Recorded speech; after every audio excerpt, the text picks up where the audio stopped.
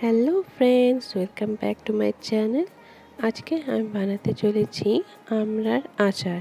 ভাতের সাথে খাওয়ার জন্য এই আচারটি একদম পারফেক্ট, আর এটা বানানো কিন্তু খুব সহজ। চলুন তাহলে দেখে নিই আমাদের এই রেসিপিটি। আমড়ার আচার বানানোর জন্য সবার প্রথমে কতগুলো আমড়া নিয়েছি সেগুলোকেও ভালোভাবে ধুয়ে খোসা ছাড়িয়ে এইভাবে থেতলে নিয়েছি। এখন আমি একটা পাত্রে কিছুটা জল দিয়ে এই আমড়াগুলোকে একটু ভালোভাবে একটু সেদ্ধ করে নেব।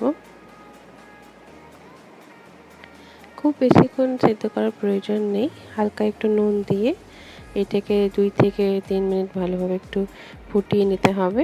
এখন আমি এর মধ্যে একটু ফুড কালার অ্যাড করছি, আপনারা চাইলে এটাকে স্কিপ করতে পারেন। দেখতেই পাচ্ছেন এগুলো ভালোভাবে ফুটে গিয়েছে। এখন আমি গ্যাসটাকে অফ করে দেব। এখন একটা পাত্র গরম করে তার মধ্যে আমি দিয়ে দিচ্ছি কিছুটা সরিষার তেল, আর দিচ্ছি একটা শুকনো লঙ্কা। এখন এর মধ্যে আমি দিয়ে দিলাম হাফ টিস্পুনের মতো 5 ফোড়ন। এটাকে একটু ভালোভাবে গরম করে নিতে হবে। এখন আমি এর মধ্যে দিয়ে দিচ্ছি চিনিটা আপনারা আপনাদের পছন্দ অনুসারে দেবেন।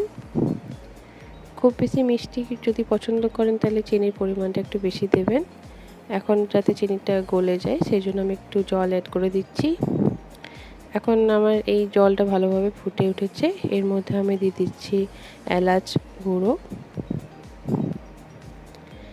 দেখতে পাচ্ছেন এটা খুব ভালোভাবে ফুটে উঠেছে। এখন আমার যে আমড়াগুলো সেদ্ধ করে রাখা ছিল সেটা অ্যাড করে দিলাম।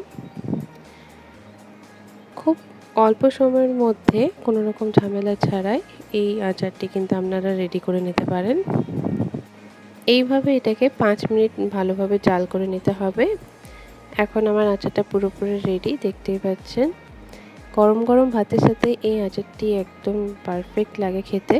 আপনারা অবশ্যই ট্রাই করবেন। কেমন হয়েছে আমাকে কমেন্ট করে জানাবেন।